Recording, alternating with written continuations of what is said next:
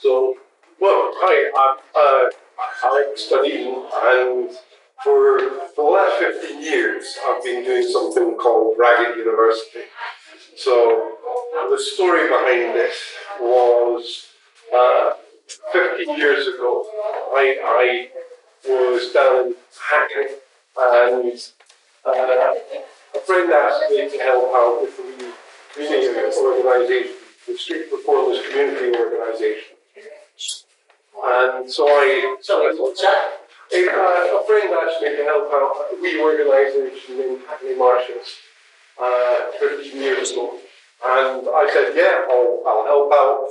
And they asked me, well, how would you bring people together and improve, the life for everyone? I said, I have no idea.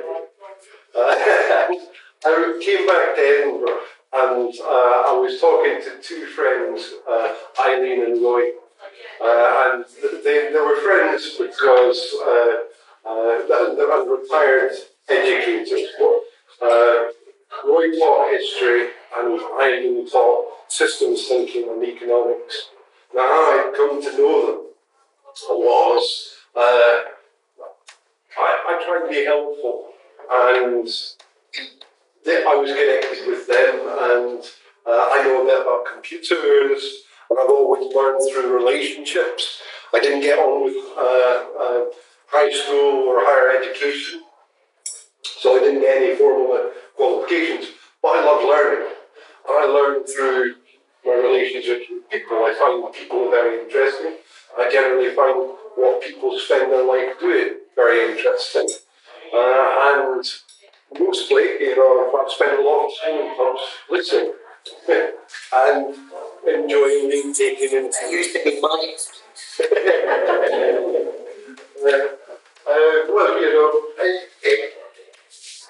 The stuff I've learned through friendships has been endless. And through those relationships, people have said, oh, well, Al, you'd be interested in this. Why don't I show you how to do this? So people have taught me how to make websites, how to make audio recordings, how to master radio shows, how to make documents. Roy taught me about history. And they said to me, well, you were reminding us of the ragged schools and Ivan Illich. And I said, I have no idea what tell me about it. So they Thank you. they told me about the ragged schools, and I found that quite interesting.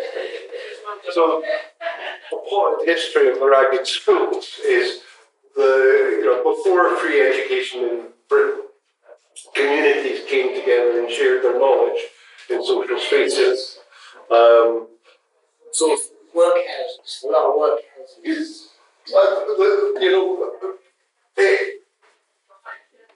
Coming out of the workhouses, like so Dr. Bernardo, Bernardo's, that he decided to set up his own ragged schools, and he just thought, right, everybody deserves And Cornwall. yeah, well, Yeah.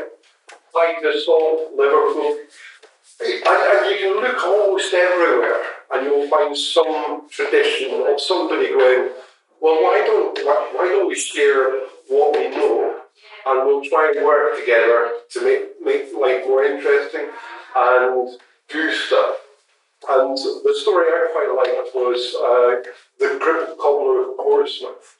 John Palance, this guy, he was a shipwright and he fell in the dry dock. Sorry? I think I might know this. It's a lovely story. He broke his hip by falling in a dry dock. Yeah. And so he couldn't carry on being a shipwright.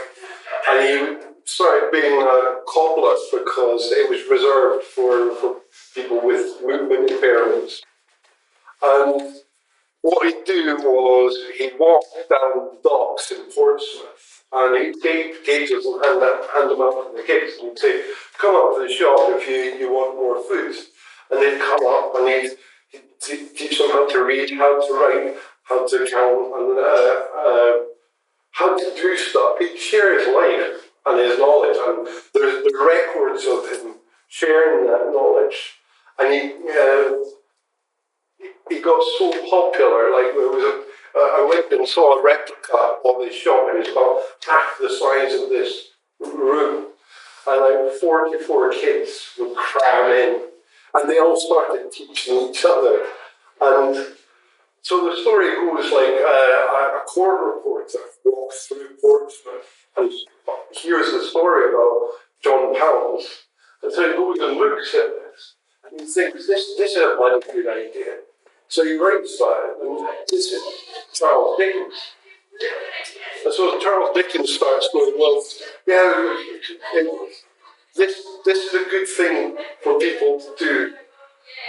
And Thomas Guthrie in Edinburgh, in Greyfriars Kirk, was looking out over the grass market going, everybody's so poor, and how do we improve everything? And he heard about John Pounds. And he thought, well, why don't we do some free education and give some, food and clothing and a place for everybody. And the church at the time said, that's very idealistic. I don't think so. But he crowdfunded it. And he said, right, if you're not going to back me, I'm just going to do it myself. And so he went around cap in hand to everybody and he said, well, give us something, anything. You can see all the lists of stuff. The butcher, the baker, the candlestick maker gave stuff. Dr. Chalmers gave lots of books, Chalmers Street, So he raised over £2,000 in the 1830s, which was a lot of money. About 45,000. It's impressive. And this happened more and more across Britain. Wherever you went, people went, I like this idea. Like Dr. Bernardo, there was, the more I looked at it, there were too many histories for me to write down individually. Andrew Bell alone was credited with helping fostering 10,000 small schools, because he ran an orphanage in Madras in India, and he saw local kids. The older ones were drawing the sand and teaching the younger ones. So he said, well, that's how we could do it. We could pass on knowledge one to another. Okay, so it's me, right? So I've got to make shopping while I can still stand. So Andrew Bell then came back to Britain, and the Protestant society came around and went, we'll foster doing this as well. So the long story short is, by 1870, the government went, this is a good idea. Why don't we bankroll this? Because everybody's getting, getting something else. People are happier and healthier. People were not being criminalised because they didn't have to steal bread, because they could do stuff and get into education and get into professions. Nice to meet you. And so the government then went and absorbed everything that all the buildings and infrastructure that the communities had built, and that became the primary school system. So it was so successful it never went away. And I thought, because I couldn't get into higher education myself, and because I like learning stuff, well, why not do something similar? So find people who love what they do, to do a good talk, or teach, share what they know in social spaces like pubs, cafes, community centres, parks, wherever you can get for free. Just, I thought, don't involve money and don't involve paperwork because it drives me crazy. So I walked from Stamford Hill to Bishopsgate and asked all the pubs, can I have your back room to do this? We'll come in, we'll have a pint or a pie. And like, out of 34, 32 said yes. Oh, wow. And about 6 jumped across the counter like, we need this. I was like, what? And I'll never forget in Dalston, one of the landlords went, no, not interested. I was like, okay. Walking out, one of the locals just went, hey, what are you talking about there? We like that. I was like, yeah. Well, it made me think, that's 30 odd rooms without any money. And most of those rooms had a telly or a screen. You could plug your computer in if people wanted to do, a slideshow or show a film or whatever. And just, it started like that. And then the question was, would people enjoy it? And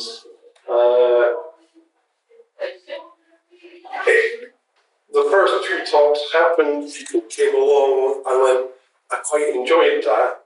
I liked the relaxed, informal space. I thought it was interesting. Let's do another. And that's the beating heart of it. And 15 years later, I'm still doing it. I've never seen 2 talks the same. It's not about qualification. It's about truth. Everybody is a unique and distinct body of knowledge, accredited with a life experience and with a membership of one. I've never met an uninterested person, and I've never met somebody I've not learned something from. And out of doing that, it's made me a little, a lot happier, a little less crazy, but still crazy enough to survive in this world. And I've learned to do an awful lot. Indeed, one of the people who has taught me a hell of a lot is sitting in this room, Mr. Derek Houghton. Taught me. He's guilty for teaching me how to do WordPress. I didn't know how to make websites, and Derek went, well, I could do this. I could show it. And he's got a great philosophy of learning. So anybody can learn. And that is the floor on which all of this stands. So, if Still doing it. Yeah, you're still doing it in here as well. Like, so took a bar, then started teaching people how to do it. and that's every Monday. So every Monday we paint a tree. So yeah. Yeah. and it's throughout our world, and it's in our relationships. You'll know this in your, it might be between you and your nana, you and your brother, you and your friend, you and your girlfriend. It's in our relationships we do learn. So the idea of Ragged University is, well, we can make a little better for it, and if you look at the website Ragged Uni, so I've just come out of the sort of blast zone of the pandemic and started doing public events again. So I've got a pub uptown and a room in St Margaret's House, and there are free events that people can come along to. I put out a little bit of food, and I say everybody's welcome to bring an item of food to put on the table. eat what they like and help take away what they want at the end. Bring peace too. Yeah. And not only that, you bring homemade pizza and you teach people how to do it. Everyone asks for the recipe and you share how you do it, and there are other people are doing it. Yeah, exactly. And I think if everyone embodied that philosophy, like capitalism would be dead. Thanks. So Well, he embodies his philosophy, and there's a lot of people who do. And it's that network that we can build, and by removing money. I mean, finance is the most exclusive thing we can bring to something. And at one point I got charitable status, and I just thought, we'll just close this as a charity because. Like, I looked into the third sector and I just thought everybody neurotically filling out forms and then doing the stuff that funders wanted. and losing their mind in the way. And being exhausted and, and communities being extracted, turned into dancing monkeys. And a board that can change the direction. Another question that came up about confidence, the early one. I like it to what you're saying because some part of confidence is having enough skills to do what you have to do. So we learn skills from other people, often, don't we? You transfer them. And that every skill you learn means you're more competent, and that gives you confidence. I remember when Derek said, I'm going to give you permission to learn. And he said, go on, press the button. You're not going to bring satellites out of the sky. That's so cool. And it's that confidence comes from experience.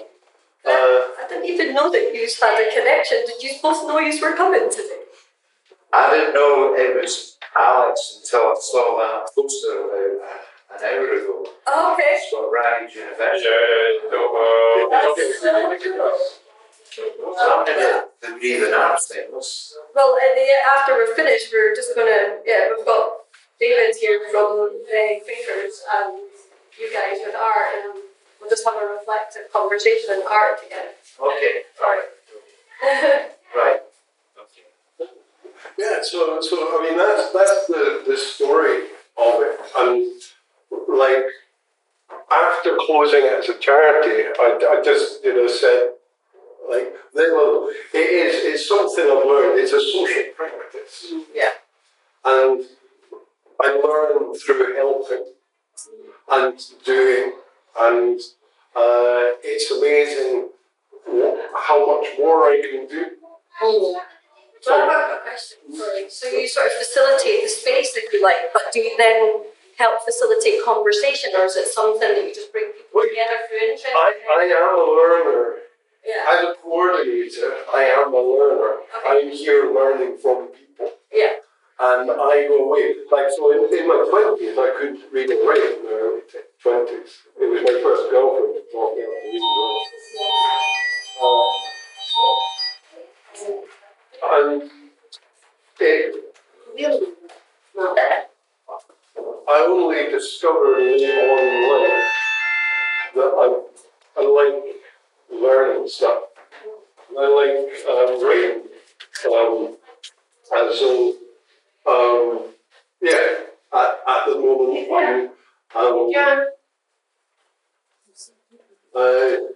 moment, I'm going through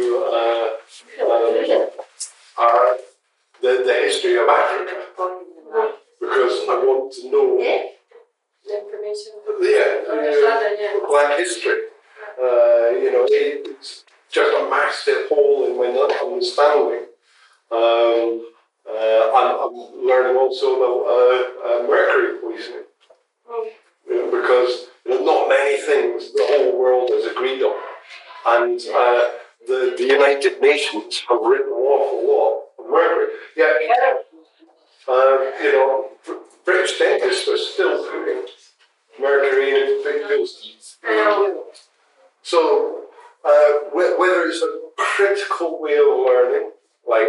also learning how to do investigative journalism.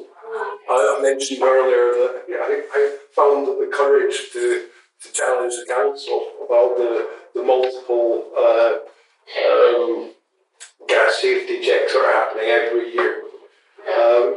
So I learned how to investigate that and write it out so that it stands legally. Or writing about history. Like, so I was looking for a history of the Western Hills.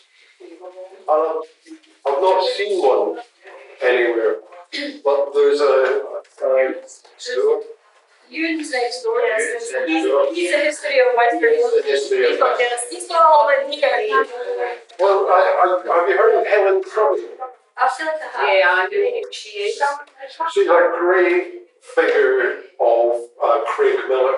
And she wrote several books, right, which would stand up next to any writer in the world, I would suggest. And I feel passionately about, heck, we can do this. If people want, let's write a book and put it in the legal deposit libraries, but make it a people's history. Not, these kind of things. So Ragged University starts with the relationships. People choose, I quite like music, so I could talk about my favourite era of music in the 80s, or I quite like gardening, so I'm going to talk about Jennifer Owens and how she found all these different species in her garden. When she just looked at her garden, she found over 20 new species. But if people like this idea, everybody's welcome to connect. If people want me to be helpful in some way, I'd love to help people, however I can. Where do people's interests lie? Sorry, can I interrupt? Yeah, go on. I don't think it's critical. Yeah, you had a list of 7 or 8 things there that you wanted to do. Right, and there was something on one of the cards earlier on. No, I was reading one of the leaflets earlier on about stress and anxiety, the whole carry on, is that what you ought to do to reduce your stress and anxiety is reduce your aims. And I think, and I'm not very good at thinking, thank you, is that you have perhaps too many objectives, goals, and with too many you might not get any. Well, these are things that I have done. Oh, I have done, all right. And these are things that I have found reduce my anxiety about being in the world as chaotic as it is. I found it's quite.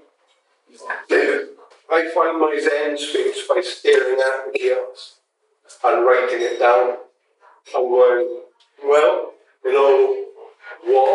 does so I was getting really quite upset about the inequality in Britain. So I started tuning into Professor Philip Alston, who was the United Nations Special Rapporteur on extreme poverty. And I didn't know that he had visited Britain and analysed Britain and said, this country is deliberately keeping 10 to 15% of its people in chronic poverty. Now that, I can share the press release with you. Professor Philip Alston, and he's the most cited human rights scholar. If you look at Ragged University and look at the food banks tab, you can tune into his interviews where he says that. Well, that to me lowers my cortisol levels because I realise it's not just me being crazy. There is something wrong with paradise. Much as I love the people, I love so much things about this country. there are things that I don't like the tax evasion of the city of London just extracts value and funnels it offshore, and then tells people, oh well, you're ill because you should try harder. Why don't you start a chain of cafes? So yeah. And ask why is inverted commas an objective to keep 10% of the UK's population in property? What's the purpose of that? I don't understand why. The neoliberal economic perspective of making winners and losers. Okay. I can share you. Have you heard of Friedrich Hayek? Sorry? Friedrich Hayek, Milton Friedman, the Chicago School of Economics. So there's quite a lot of work that shows that by creating people, different classes of people, you have a greater control over populations. Or there's a disparity of power and control. Yeah. Yeah. And we can look at the effects of, the impact of these by looking at, let's say, Michael Marmott's really famous for doing this. The lower down the socio-economic scale, the shorter your life, the more health conditions people tend to suffer from. And then there's Wilkinson and Pickett. They visited Edinburgh. So when other people do foot-on talks, it's also a nice activity to go out and record and then use that moment to learn. So I remember David, you put on an event at the Central Library, and it was Pete Wilkinson talking about his journey in Greenpeace. So that was a great, this is a means of learning and journalising. So go along to an event other people have done, audio record it, and then I'll write out, what I've learned from that, and then put that into the website so other people can learn. So you can still listen to that great event that you had to organise. Because it was fascinating to hear how he wasn't satisfied being, as he said it, a tea boy. He wanted to do stuff in life, and he was a very proactive person. And so he just self-organised with a number of other people and went from strength to strength. So learning about, I learned a lot about self-motivation there and self-actualization, where I'm not going to wait and do something, I'm just going to do it, find different ways of doing it, and it creates meaning in life, and I've got a lot out of this, and I enjoy doing it.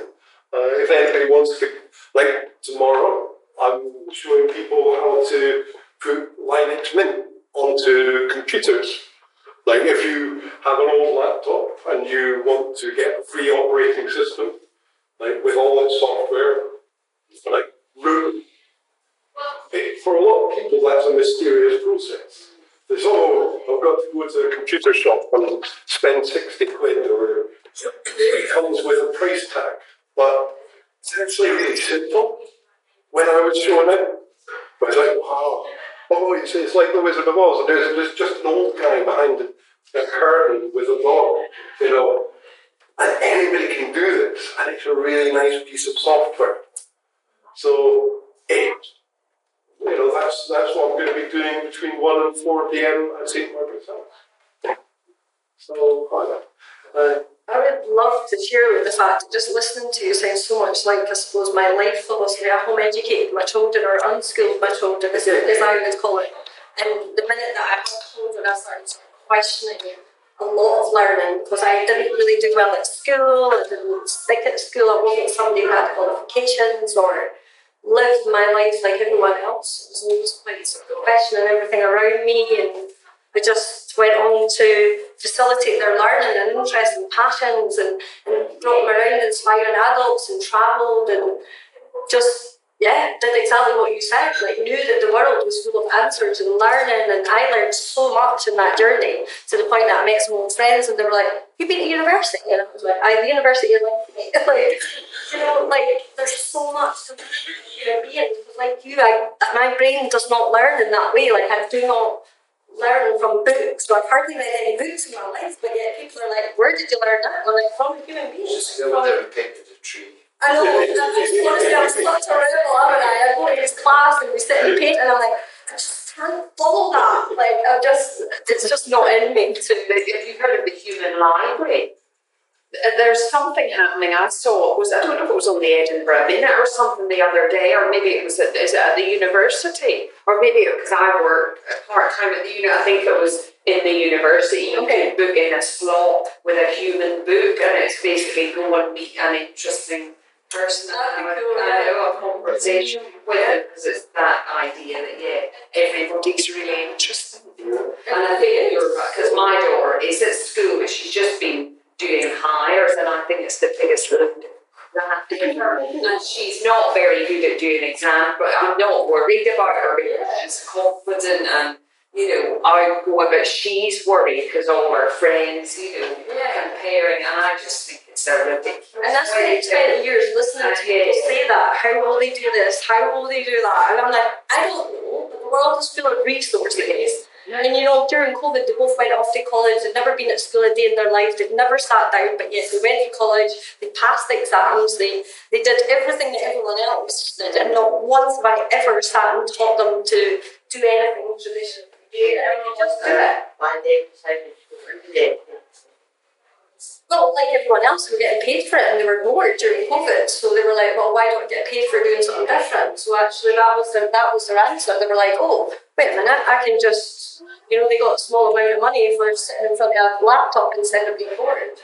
And then they started to go to college in person and meet people, and they both learned things from that too. So Ashley went to university level for sound, and then was like, "Actually, this is really boring. I'm not interested in this part of it. I'm already working. I'm already getting jobs, so I don't really need to go any further right now." And then Brian did the same. He went and did philosophy and psychology and all that kind of stuff, and did basic social sciences. He went back twice, and he got a lot from it. But at the same time, he felt like an adult in the class in the way that the other kids and people were not interested. So then he felt that he wasn't gaining anything other than a bit of conversation with the teacher.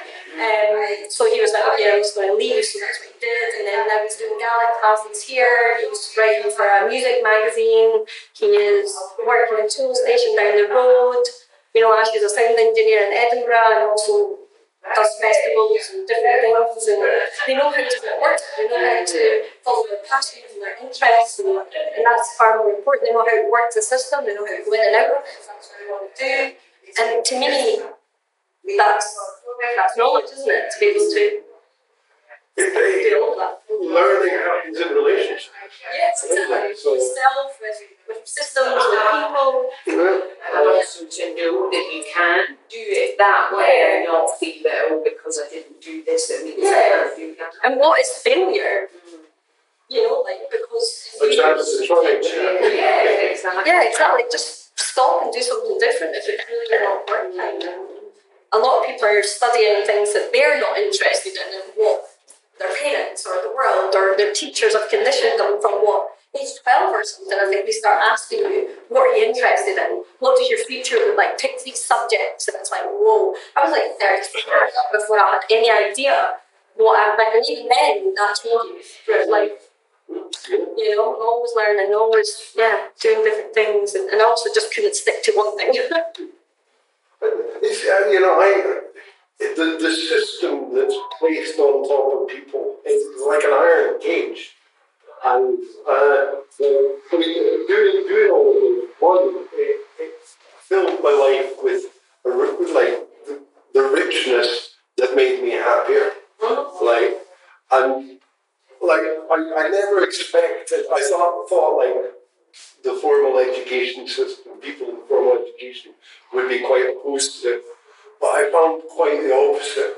Actually, there were a lot of people in universities and formal, like, who were going, oh, this is what I signed up for. So people are, like, formal education love coming out into social spaces and sharing what they really care about and what are passionate about. So like, more as I found, just by being polite and asking and going like, I'm really interested in this. I have no idea about it. I'm trying to learn more about the law. so I asked a professor of penology, how do I approach this question? And she got back to me and she said, oh well, here, this is where you would start.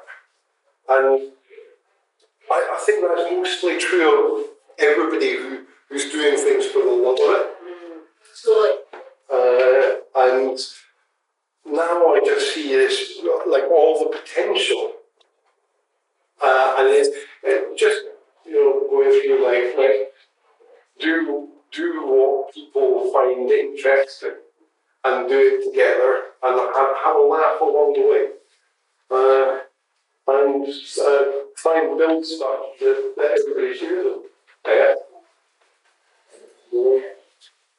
So is that sort of, does that all make sense now what I've been doing? Yeah, it's pretty cool. Thank you. If you're interested, check out the website raggeduniversity.co.uk. And there's, like, everybody's welcome to write. There are no editors. There are only authors. So I don't, you're not going to be corrected. It just has to sit within the Universal Declaration of Human Rights. So there's lots of space. A lot of critical stuff. I like hearing people being critical because of what I'm doing as well. Because that's how I learn. My kids too. They can be quite good.